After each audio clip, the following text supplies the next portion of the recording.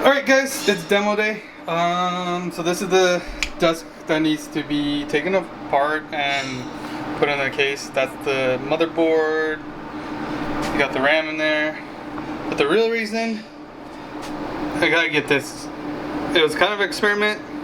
But you see all that gunk on the top? That's because there's an air bubble that were in those reservoirs. And even though the liquid has biocide in it, the air bubble doesn't, so they found refuge there. So I need to get this apart and clean it out, and it's really hard to actually service this while it's in the desk.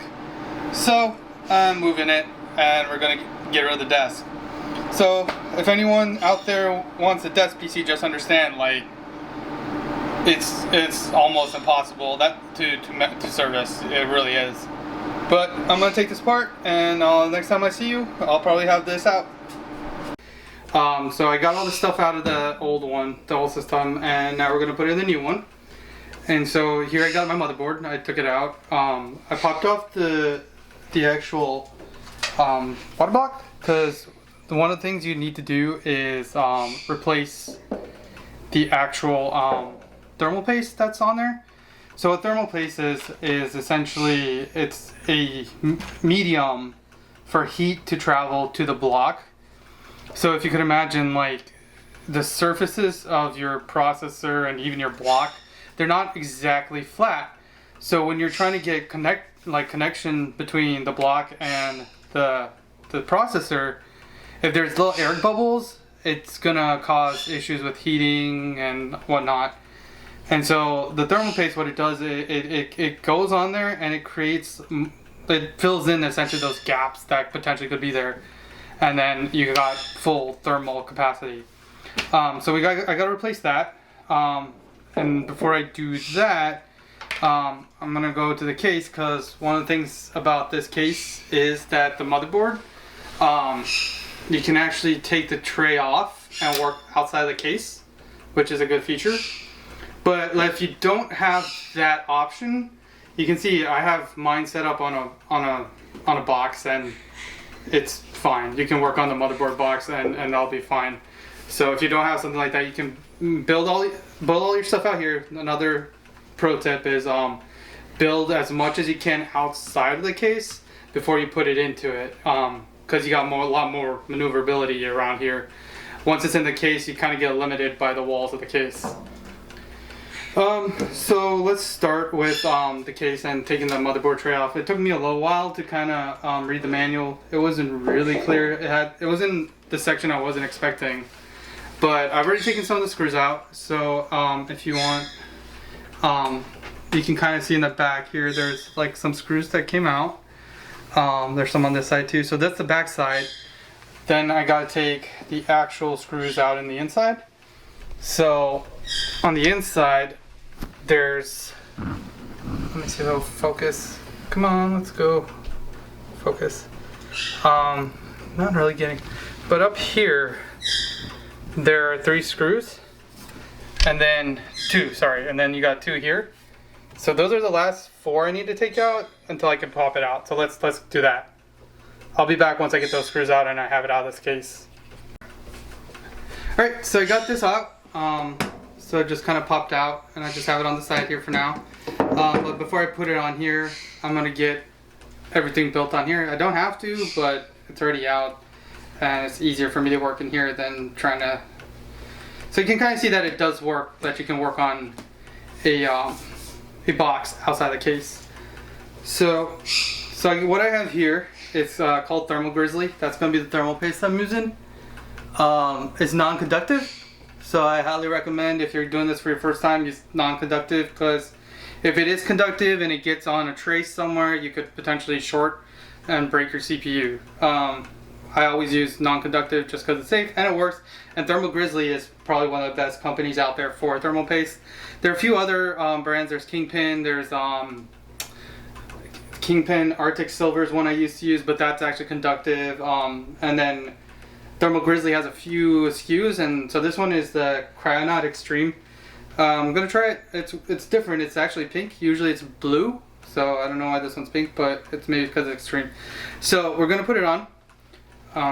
So we're gonna. So the way to do it is, so there's different ways that people have been doing it. But I'm gonna show you how I do it. I'm gonna put a dot there, a dot there, a dot there, a dot there. You essentially want enough that'll cover the actual dot, and then you can kind of like spread it.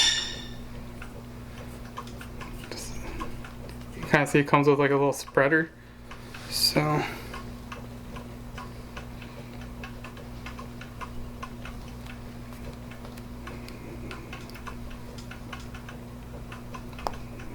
use it up. That's not good. Okay guys, so last clip you saw, there was clearly not enough thermal paste in that little tube. Kind of disappointed. I thought it was gonna be enough. It's enough for a smaller die, but like the Ryzen Threadrippers, the die is bigger, so clearly not enough. So I'm gonna have to order some more. Usually I have extra on hand, but I kind of like got rid of everything because they're old. But this is a good opportunity to show you how to take it off. Like if you have an old PC and you have stuff, kind of stuff like that in there. The best thing is a cotton ball or a bunch of cotton balls and isopropyl. As pure as you can find, this is 91% isopropyl, and so you just put some on a cotton ball, and then you just wipe it, and it should come off. And the good thing is, like I said, this is non-conductive. So even if I get any in the nooks and crannies, I don't have to really worry about shortening anything. And then isopropyl alcohol is non-conductive as well. That's why I want to get as pure as you can, because if it's not pure, if there's anything in there that can conduct, you clearly don't want that going in there. So you can see that the one cotton ball kind of soaked that up. Maybe another cotton ball.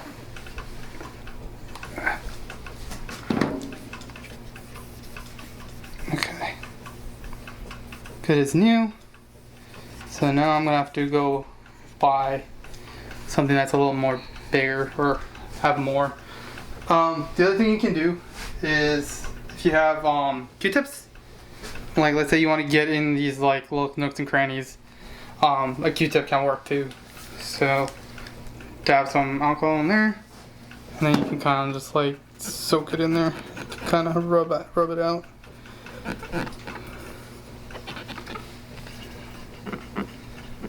But yeah, so that's how you clean it off. So getting everything, any rogue thermal paste. But that's, I guess now we gotta wait for an extra compound to come in, the thermal paste to come in, before I can finish this up. Alright guys, we're back. Little snafu earlier. Didn't have enough thermal paste, so it's a couple days later. I bought an actual slightly bigger tub of the same stuff, just so I have enough, so I don't run out.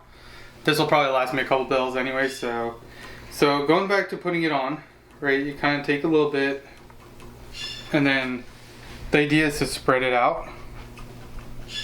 So you're gonna just spread it out, kind of like use a paddle. You can use a credit card.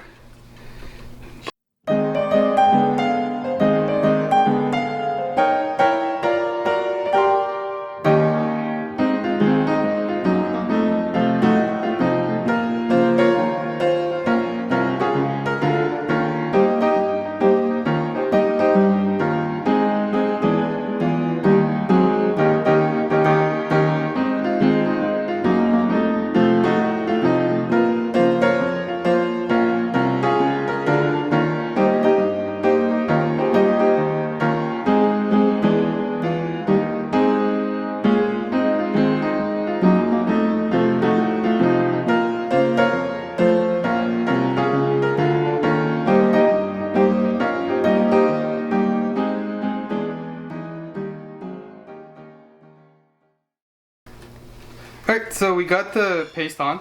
Kind of see how it should look. So So that's one way of doing it. So that makes sure you get even spread on there and everything's covered. There's a couple other ways. If your die is small, you can do just like a little piece size in the middle, and then when you put the block on, it'll squeeze it out. There's X's. So there's different patterns. I went with this one just because it makes sure it's covered. The entire die is covered. So now that we got that on, the next thing is to put the block on. So here's your block. So this is gonna, there's many different types. This one's meant for this processor, for this socket. One thing to note is I did label the ins and out. So the blocks will have an inlet and an outlet. And since this was on the old system, I didn't know, I wanted to make sure I knew which one was the in and out. And so the way you put it in does matter depending on how you want the route to go. So for me, I want the inlet to be on the side of the GPU, so it's going to be on this side. And then the outlet on this side, which will go to the radiator. And so you just kind of plop it on. Make sure you line up the screws. It seems to be lined up. Okay. And so now, here's the stuff that I took out. So each one of these, you're gonna get a plastic washer. So it's like, and that's just to prevent, it's a washer. So it prevents metal rubbing on metal. So you put one on each of those.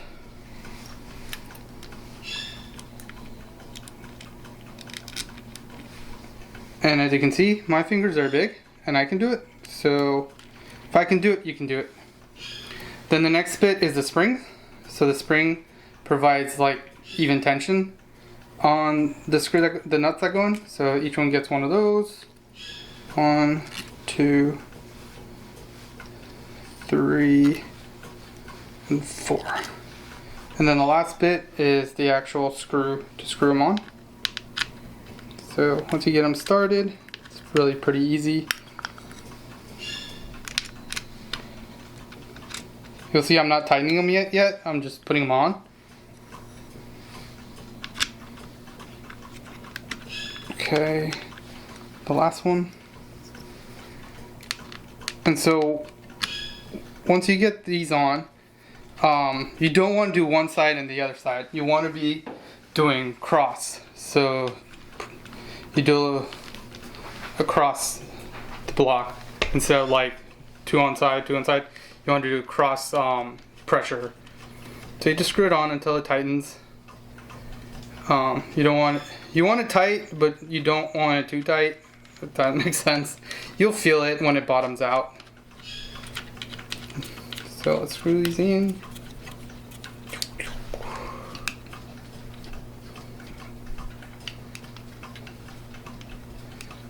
Alright. I feel them turning tighten. So that's the one part of the washer is like it'll make sure you don't over tighten as well, and the spring as well. But like this one you can kind of see it's just spinning now, it's not really going in. But let's keep going, see how far we can get. Okay.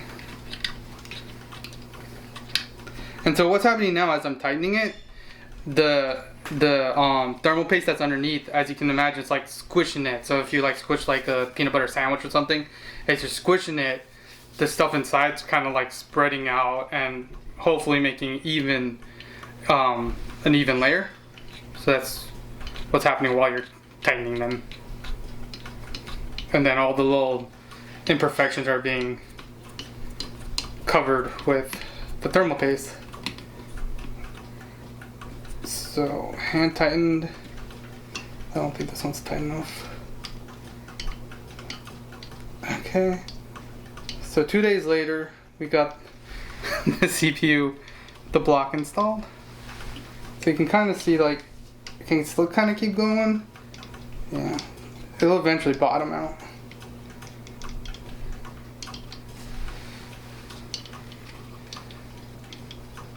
Yeah. I think these are tight enough.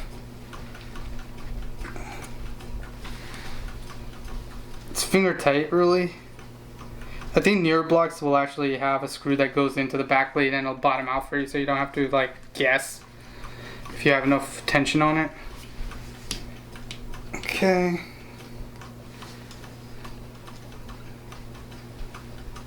So then the last bit is this cable, right? This is our RGB cable. You can see it's a 3-pin cable, 3-pin RGB. So I think my headers are over here for it. No, there's a header here. These little white headers.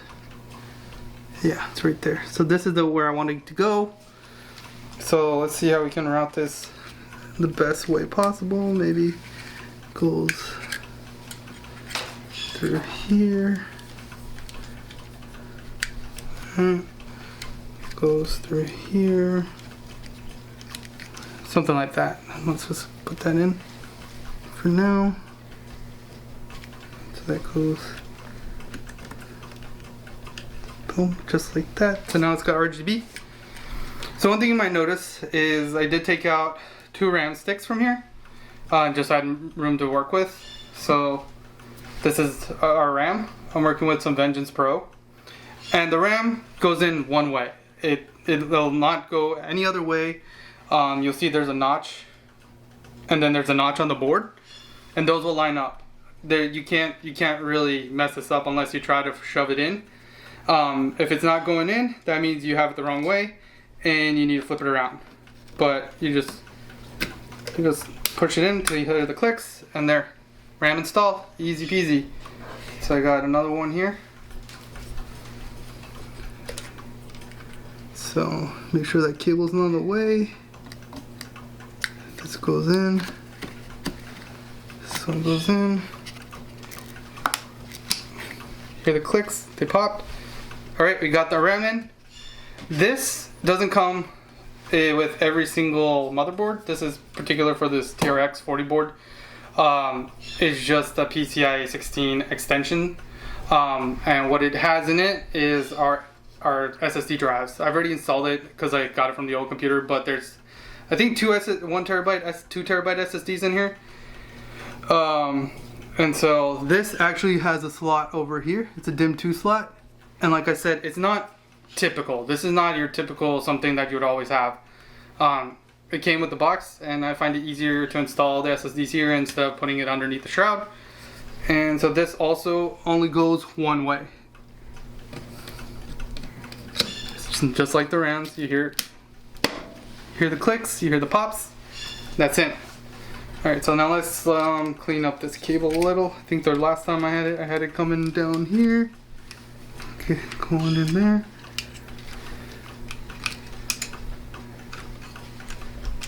So it's just like kind of tuck it in there. Tuck it in there. Tuck, tuck. That should be good enough. It's not the best routing, but it's not the worst. I want this to get underneath.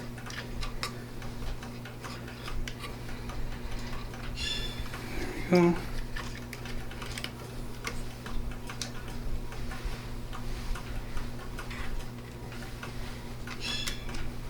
There. Kind of looks like it's supposed to go like that. We can clean it up later. But, so I have everything that I need to install on the motherboard. GPU is going vertical, so it's not going actually into the motherboard. But if you were, this would be a good time to put your graphics card in as well. But now let's put this into the actual tray. So we got the tray here, and so you're just gonna pop this in. Just make sure you have the right orientation. Kind of hard not to. One thing you'll see on the motherboard tray, and you'll have this on your case as well, is you'll have these standoffs, and these standoffs need to align with the little holes on the motherboard. And so once you put it in, these should line up, hopefully. And then once those line up, then you put in the screws. So let's go here. Okay, there's one screw. This is so much easier to do outside the case, but not all cases will allow you to pop it out like this. So you just gotta work with what you have. Okay, those are lined up. Once you have a few lined up and start screwing it, you can kind of like maneuver it as you're getting all the screws in. So I have a tray here with the old motherboard screws, just generic black screws, and they go in. So let's pop these in. One thing I do recommend using when you're doing stuff, like building, is get a magnetic head screwdriver, because it helps if like the screw doesn't go in, you pop it out somewhere. So then like, see, it just kind of like stays there. It makes it a lot easier to try to get these screws in. So this one screw, you just gotta line it up.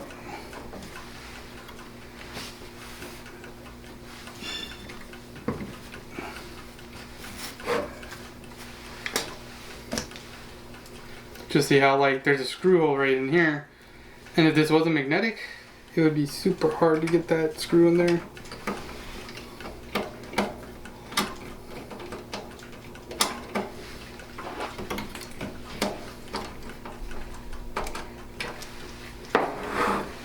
Turn this around.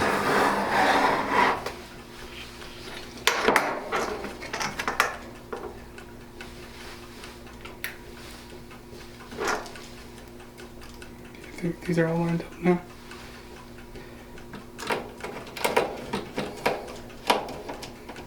Okay. And really, you probably could just do the 4 on the perimeter, and that's all you probably really need to do. But I'm kind of a stickler, so I'm gonna do all of them, just because I would know that it's missing, but like, you don't need to. Once you get the 4 perimeters on, it'll hold it.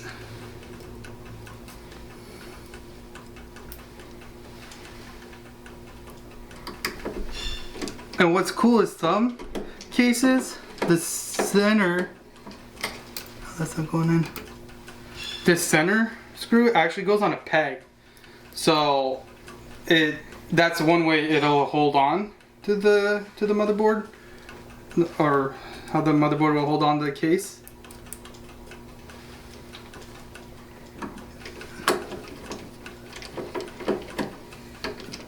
Why aren't you going in?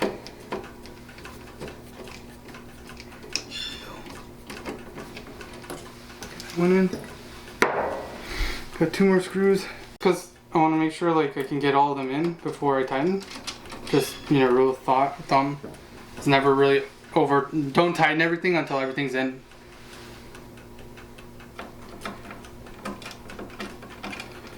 Alright, so now all of them are in, so I go back around, make sure they're all tight. And you don't need to over tighten them. I mean, as long as it's relatively tight, you'll be fine. Alright.